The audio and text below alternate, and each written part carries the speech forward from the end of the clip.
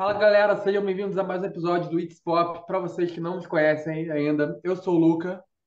Eu sou o Luiz Fernando. Eu sou o Pedro Ladino. Então, o nosso convidado de hoje é ator, produtor, diretor e cofundador da Pontuação Produções, que já acumula milhões de espectadores e conta com títulos como A Melhor Amiga da Noiva, Até Você Me Esquecer e The Stripper. Rodrigo Tardelli, seja bem-vindo. Ei, obrigado, gente. Tudo bem? Tudo Tudo. ótimo, Rodrigo. Obrigado aí pelo convite de vocês. Estou bem feliz. Valeu. A gente que agradece a sua participação, sua disponibilidade aí para atender a gente. Uhum. Rodrigo, queria começar fazendo uma pergunta para você. Você é aqui de Niterói, né? Tô. Então, e você é dono da Pontuação, que é uma produtora independente de séries. Inclusive, já recebeu prêmios importantes, tais como o Rio Web Fest. Eu queria saber, assim, como que nasceu a ideia da produtora e quais são os principais desafios para se empreender atualmente? Então, a pontuação foi criada no finalzinho de 2015. Uhum. Eu já tinha feito um trabalho, né, audiovisual para o YouTube, numa época que eu nem era ator ainda. Eu tava querendo me inserir no mercado, eu estava com um desejo muito grande aí de estudar. Só que é complicado, né? Uhum. São cursos muito caros, eu não tinha condições na época. Eu trabalhava aqui e ali para poder ir sobrevivendo aí, para poder ter as minhas coisas, né, conquistar as minhas coisas, mas eram trabalhos assim que não me alimentavam, né? Eu sempre almejei muito a, a arte. Eu até fiz parte de alguns grupos de dança, fiz jazz aqui numa companhia aqui de Niterói. É, mas assim, ainda faltava alguma coisa, né? Não era exatamente isso. Eu gostava muito de dançar, gosto muito de dançar, gosto muito de dança, mas ainda não era onde eu queria chegar. E vi amigas minhas se inserindo, começando a fazer cursos e falando, Uhum. Rodrigo, vai, Rodrigo, é a sua cara isso, é algo que a gente sabe que você gosta, a gente vê muito, te vê muito nisso, te imagina muito nesse cenário aí. Só que eu falei, gente, eu não tenho dinheiro, não tenho, são cursos caros, eu quero fazer um curso que vá me trazer um registro profissional, que vai me Certo. realmente, né, me eu vou me formar como ator. E Uhum. aí eu comecei a pesquisar alguns cursos que eram, né, não dentro do que eu podia, porque eu não podia muita coisa, mas que fossem que mais. Eu até fui lá, eu encontrei uns dois, fui chorar, né, lá com a dona do curso, que me dava uma bolsa. Não me deu uma bolsa, mas me deu um desconto, que já me Tá aliviou. bom. E aí Ajudou. eu comecei, já foi uma ajuda, foi lá em Botafogo, porque aqui em Niterói eu não encontrei muita coisa, não. E Aham. aí, e aí ela me deu um desconto, eu consegui 2 meses aí para pagar juntando. Aí falei para minha família, avisei que eu tinha conseguido 2 meses de curso, então eram 2 meses que poderia ficar só nos 2 meses mesmo e nunca mais. Mas aí eu acho que a minha família foi vendo o meu movimento aí, né? E aí começaram a levar mais a sério, a minha mãe começou a me ajudar com as mensalidades. E nisso eu já tinha feito esse projeto audiovisual para o YouTube, né? Que não deu muito certo, ficou sem final, né? E aí ficou para lá. E era um projeto muito legal, que era de suspense e tal. Infelizmente não teve continuidade. E aí, nesse processo aí, nesse meio do caminho, Uhum. a Priscila Pugliese chegou para mim e falou que queria fazer um curta-metragem de uma fanfic que ela conhecia, que ela lia Uhum. na internet, no Social Spirit, que é tipo o Wattpad, né? São Uhum. aplicativos Uhum. parecidos. E ela me trouxe um projeto de uma fanfic, que ela conhecia a autora, que ela ia conseguir os direitos e tal, não sei o quê, que a gente podia adaptar uma parte dessa fanfic para audiovisual. Aí eu, Certo. vambora. E aí ela pediu ajuda para adaptar. A gente sempre se reunia todo dia de tarde assim para adaptar para audiovisual, para mudar os nomes, enfim. A gente foi criando o projeto ali para se inserir, para a gente não ficar parado, né? Que ela já tinha se formado, eu estava no processo ali ainda, né? Ela já estava formada como atriz. E aí a gente foi juntando equipe, galera que ela conhecia do curso dela, galera que eu conhecia também, que já era da arte, da área, e a gente foi juntando um pouquinho daqui, um pouquinho dali, e aí virou um grupo ali de conhecidos para fazer Between Two Lines, que virou Entre Duas Linhas, que foi o primeiro projeto do canal. Então, a gente criou o canal em outubro de 2015, 2016, em janeiro, a gente já postou a primeira parte de Entre Duas Linhas, que até então ia ficar só em primeira parte mesmo, que estava ali tentando entender o que ia sair disso aí. A gente fez uma estratégia para ir atrás do público, da fanfic. A gente mandava para a galera que lia fanfic, tipo, todo dia, a gente mandava para um número de pessoas. E aí foi criando essa estratégia, então a galera meio que estava esperando que ia esse projeto aí. Então, quando bateu 5 mil visualizações, a gente ficou feliz. Depois foi batendo 15, 20, 30, e a gente foi, caramba, da onde tá puxando? Porque naquela época, inclusive, o YouTube entregava muito melhor do que hoje em dia. Então, a O galera algoritmo foi hoje dando dificulta? ali. Oi? O algoritmo hoje dificulta muito vocês? Então, naquela época não, era um algoritmo que era legal. Só que a Aham. gente conseguiu esse público que já foi chegando ali. Então, o YouTube entendeu o quê? Pô, tem uma galera assistindo, vamos entregar para mais. E foi entregando, entregando, entregando. E aí começaram a pressionar a gente para fazer uma parte 2. A gente fez a 2, fez a 3. E aí a gente encerrou entre duas.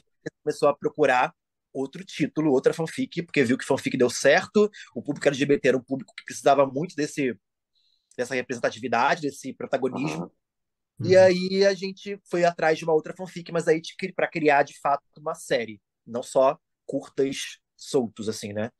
A gente Entendi. foi atrás de fazer uma série mesmo, e aí a gente foi já com outra autora de uma outra fanfic que era sucesso também. E aí a gente viu que fanfic era uma coisa que era muito interessante, que tinha um público já que era louco, nunca tinha feito isso. E um público LGBT também que era muito carente de conteúdo, na época ainda é, né? Mas naquela época era mais ainda. É. E foi assim que foi criado, uma coisa levando a outra.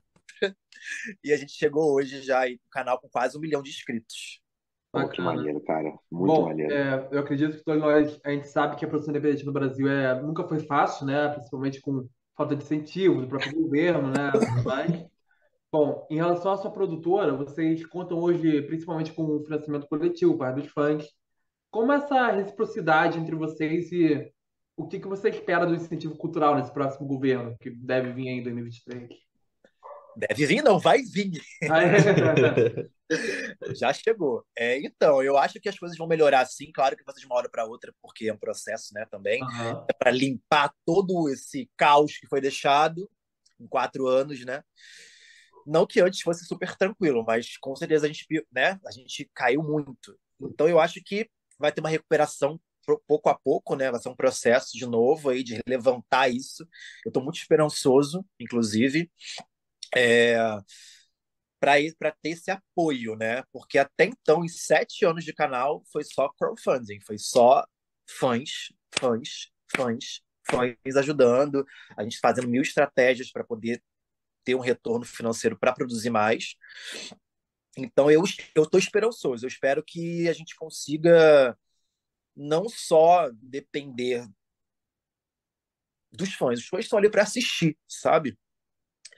Claro que eles vão ajudar de uma forma ou de outra, mas eu acho que não só eles, não dedicar todo esse peso neles. Eu acho que a gente precisa de um apoio mesmo, sabe? Um patrocínio, alguém por trás ali comandando e até pelas produções que a gente está, cada produção fica mais. A gente afina melhor os projetos, eu acho que fica com uma qualidade cada vez melhor. Inclusive, Stupid Wife, que é a última que a gente lançou, tá numa qualidade assim extrema, que eu olho e eu não vejo aquilo no YouTube, eu vejo aquilo em um lugar muito maior. Então, eu acho que essa transição aí para 2023, a gente nesse momento que está com o canal, a ponto de bater 1 milhão com um projeto desse e com o próximo governo aí atuado, eu acho que as coisas tendem a melhorar sim. Legal. É bom que você mencionou que o projeto é algo muito maior que o YouTube. E hoje em dia todas as suas É. séries estão disponíveis apenas lá. Você tem plano de... Já tentou atingir algum serviço como Prime Video ou Netflix? Ou existe uma burocracia muito grande para isso? Então, já tivemos propostas, mas não, a gente não ficou de acordo com muita coisa que foi proposta, foi colocada, né? Então não rolou. Com a Prime, a gente não tem contatos lá. Uhum. conhecemos pessoas que têm, quem sabe isso possa, né? Mas assim, eu sei que a Prime, você consegue colocar o seu projeto lá, o projeto que você fez. A Netflix e os outros streamings, eu acho que já é diferente, é mais burocrático, porque eles vão querer fazer a versão deles, né? Sim, sim. Aí é estudar qual é a melhor proposta, o que, que vale, o que, que não vale. Mas nunca tive, assim, já tivemos uma proposta que quase rolou, mas tiveram algumas divergências no caminho. Mas a Prime, a gente sabe que rola isso, que dá para colocar o projeto que a gente fez lá e ainda deixar no YouTube, mas ainda não tivemos um contato de fato, não. A gente ainda não É, teve ninguém que fizesse essa ponte de fato. a Mas Netflix parece. a gente sabe que lá é uma porta que a gente sabe que dá para colocar a nossa Aham. carinha, entendeu? Não precisa É, mudar nada, não precisa refazer, entendeu? o Prime Video é algo muito mais autoral, você consegue. Você vê o produto e, esse aqui é feito pelo Rodrigo, esse aqui é feito por outra pessoa. A Netflix não, a Netflix já é só o modelo Netflix. É, E é o que eles tá dando comprar o errado seu hoje em projeto dia. para fazer a versão deles, né? Teve o É. 3% que foi assim, se eu não me engano. Sim, sim, exatamente. Ô, Rodrigo, eu tô querendo te fazer uma pergunta interessante aqui, que é o seguinte, cara. Você estava falando da pontuação. Realmente é um fenômeno, estourou. Já tem mais de 260 milhões de visualizações nas suas séries. E é muito focada na temática LGBTQIA+, né? Toda essa repercussão que essas séries têm ganho, você acredita que as produções possam ser, inclusive, um incentivo para que muitas pessoas possam extinguir assim esse olhar ainda preconceituoso que existe na nossa sociedade? Com certeza. Eu acho que a gente trazendo cada vez mais esse movimento, essa força, eu acho que isso vai fazendo as pessoas, pô, isso aqui tá aparecendo demais, isso aqui tá crescendo demais. Isso, É possível que as pessoas não enxerguem que aquilo ali é algo que, nossa, precisa de atenção, entendeu? claro. Porque até pelo nosso formato, que a gente sempre fala, de trazer realidade, de trazer naturalidade, porque sempre eu acompanho muita coisa, né? Eu assisto muita coisa. E eu vejo que é sempre tratado da mesma forma, é sempre o mesmo clichêzão. Uhum. Então, é aquela série onde é série LGBT,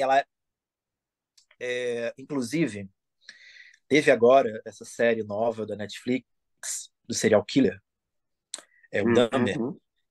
que eles tiraram, né, o selo LGBTQIA+, da busca, né, do filme, Aham.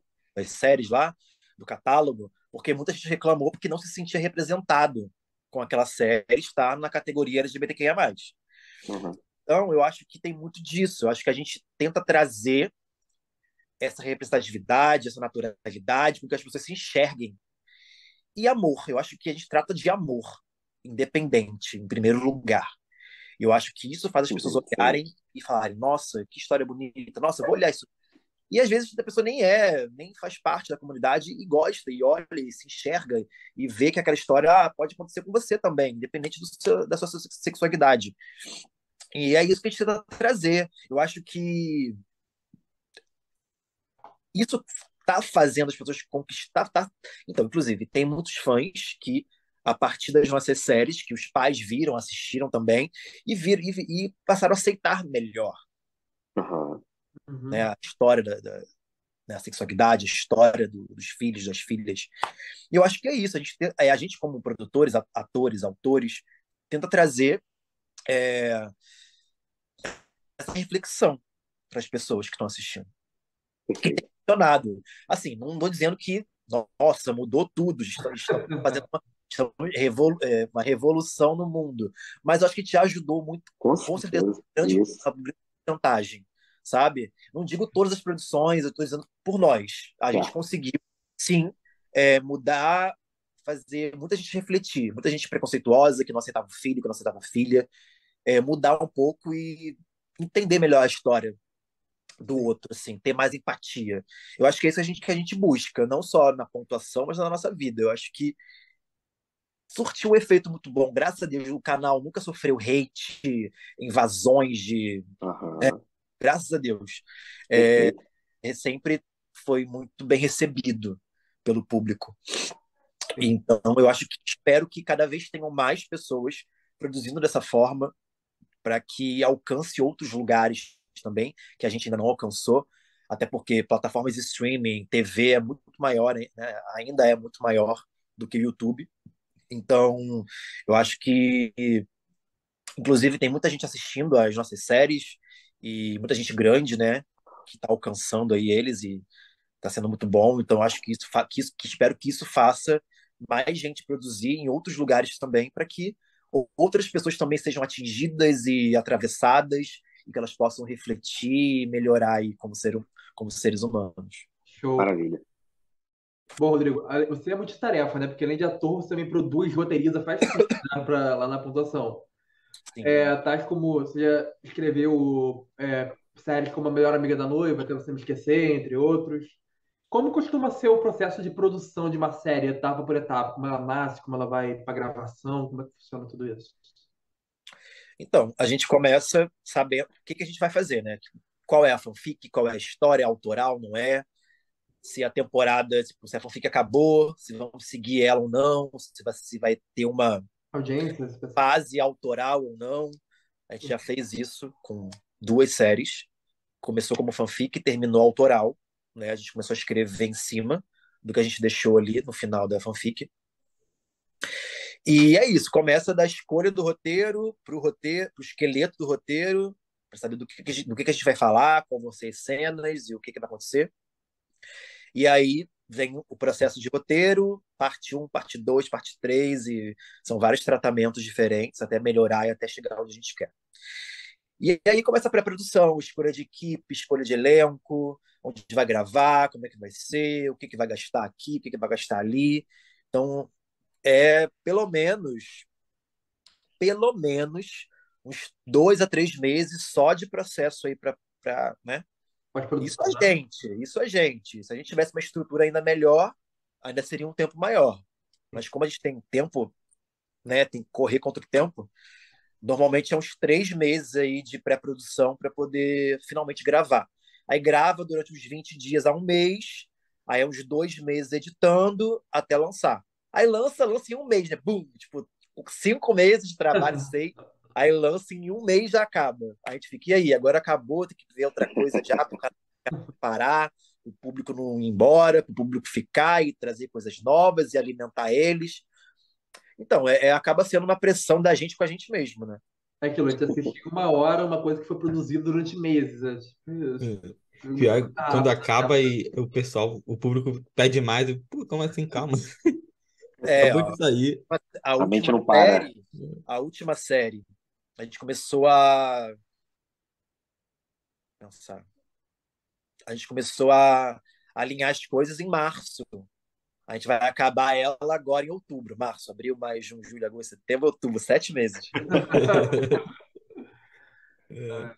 Perfeito. Existem algumas produções que abordam temas muito complexos, tal como a série O Outro Lado da Lua, onde você interpretou um personagem com TDI.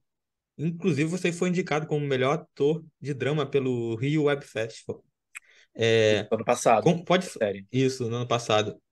Pode falar como foi a construção desse personagem? Então, esse personagem, eu tinha essa ideia anotada há anos, desde 2016, eu acho, sobre esse transtorno, que eu tinha visto uma série mexicana que tratava disso, e aí eu fiquei curioso, fiquei instigado. Aí eu falei, nossa, quero um dia fazer algo assim. Aí eu deixei guardado, aí eu fiz uma série com outro canal, que se chamava Prisma, hoje se chama Prodigy, e eu fiz um trabalho com eles de um episódio de uma série antológica que eles estavam fazendo. E aí eu participei de um episódio protagonizando, gostei muito deles, falei, eu acho que você deu minha ideia para eles. Eu gostei muito da galera aqui e tal. Eu me vi muito neles quando eu comecei. E aí eu falei, nossa, eles são muito legais. Eu tô me vendo aqui há 5, 3 anos atrás. E aí eu trouxe a ideia para eles, porque a pontuação já estava com uma fila já de propostas, e eu falei, vou Uhum. ceder essa ideia para outro lugar. Eu acho que combina mais com outro lugar, não combina com a pontuação, não. E aí eles adoraram, pegaram a minha ideia, os meus personagens, e transformaram no roteiro da série. E aí produzi com eles. Na verdade, não produzi com eles. Eles produziram, eu cedi a minha ideia e protagonizei a série. Uhum. E aí era um personagem com transtorno dissociativo de personalidade. A gente não conseguiu desenvolver tão bem. Hoje eu olho o projeto e eu falo, não tá do jeito que deveria ser. Porque foi tratado de uma forma um pouco rápida. Eu acho que se você assiste, você fica um pouco confuso. Esse cara é mau caráter, ele é Aham. maluco, Uhum. realmente tem um transtorno, Por ele causa da é, profundidade do ele personagem. é mau caráter. Parece que ele é mau caráter, parece É. que ele é um escroto, e não que ele Aham. é um transtorno. Você vai Uhum. entender só no final, mas ainda fica confuso. E aí eu queria ter tratado isso de uma forma melhor. Mas como não foi eu que escrevi, eu só cedi a ideia, eu respeitei ali. Mas se eu tivesse a oportunidade de fazer de novo, eu trataria de uma forma melhor, teria feito todo mundo estudar melhor o transtorno, teria deixado um pouco mais claro o que ele tem. A gente quis fazer um mistério ali, acabou ficando confuso demais. E como não teve continuação ainda, ficou assim. Então eu faria um remake, na verdade, dessa história.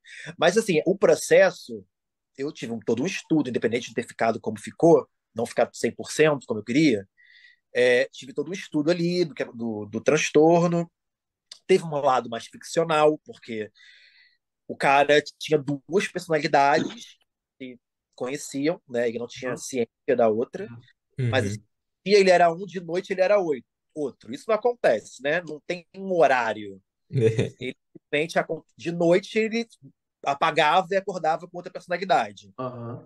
Então isso já aí tinha o lado, a questão da lua, do sol, então foi uma coisa um pouco lúdica, não foi tão real, entendeu? Sim, sim. Mas o transtorno eu fui estudar, porque independente da ficção ali, do lúdico, eu tinha que fazer, eu tinha que entender aquilo. Então, assim, foi uma preparação bem rápida, acho que foi um mês para se preparar, para ensaiar, então foi tudo muito rápido, então foi desafiador entrar nessa mente em tão pouco tempo, então eu acho que eu dei o máximo que eu podia ali naquele momento, então, mas eu acho que precisava de um pouco mais de preparação. Eu acho que se fosse na pontuação, por exemplo, a gente teria feito de uma forma um pouco mais extensa isso. Mas Extensa e aprofundada, né? mas naquele momento era o que dava para entregar e eu acho que eu dei o melhor, acho que todo mundo da produção deu o melhor que podia dar ali. Mas é aquilo, foi desafiador fazer dois personagens que porque eram só, mas era como se fosse dois, né? Sim, Porque né? eram No personagens final são, eram, no final são dois personagens diferentes.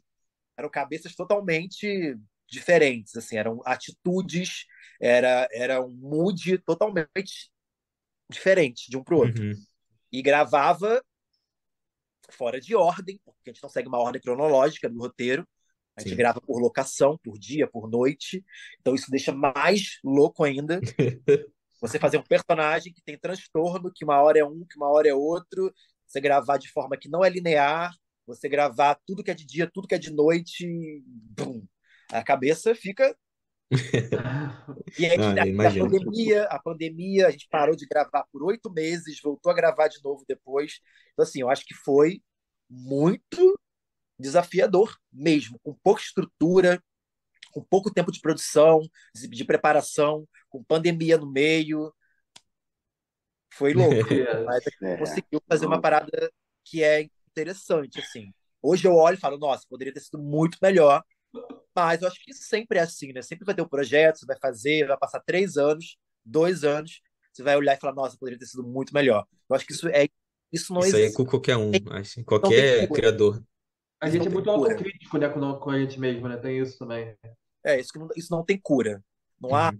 preparar 3 meses para que, tipo, eu faça o projeto, daqui a 3 anos eu olhe e fale, nossa, satisfeito. Não. Você está sempre crescendo, você está sempre aprendendo mais, você está sempre se preparando melhor. Então, você nunca vai estar satisfeito com o que você fez. Ainda mais quando passa o tempo. Mas eu acho que naquele momento era o que dava para entregar, com pandemia, com um monte de coisa rolando. Então, aí teve essa indicação no passado dessa série, fiquei bem feliz. E é isso. Então é isso, Perfeito. Rodrigo. Infelizmente, chegando ao fim do nosso episódio. Agradeço. Isso, gente! Bom, Nada. super Agradeço. empolgado aqui. Cara, Banho de água fria. a gente planejou fazer 1h30, Rodrigo, mas Rodrigo, valeu mesmo, tá bom? Muito obrigado pela sua presença, por ter reservado um tempinho para falar com a gente. E para quem ficou curioso sobre o seu trabalho, onde é que a gente te encontra? É redes sociais, Instagram, YouTube, onde é que a gente acompanha a produtora? No YouTube é pontuação produções, ponto, separado, ação produções. No Instagram é pontuação produções também, no Twitter também. Minhas redes sociais é Rode Tardelli, com dois L's e I, no TikTok, no Instagram e no Twitter também. E, inclusive, a gente estava falando de prêmios, indicações e tal. É, eu fiz uma temporada no começo desse ano na pontuação de Até Você Me Esquecer, e eu trouxe esse lado bem mais psicológico também, parecido com o Do Outro Lado da Lua, já, mas aí com outro tipo de, né, com uma esquizofrenia, né, que estava tendo um princípio de esquizofrenia ali. Então eu gosto dessas coisas aí psicológicas. E aí eu trouxe um pouquinho disso para pontuação, porque como eu fiz no outro canal, eu trouxe um pouquinho para pontuação.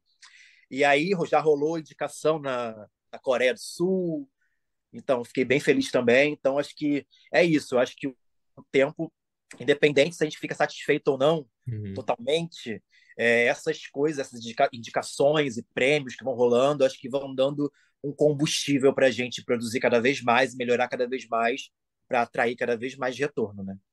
Então acho que é isso. Então é isso, pessoal. Até o próximo episódio. Valeu.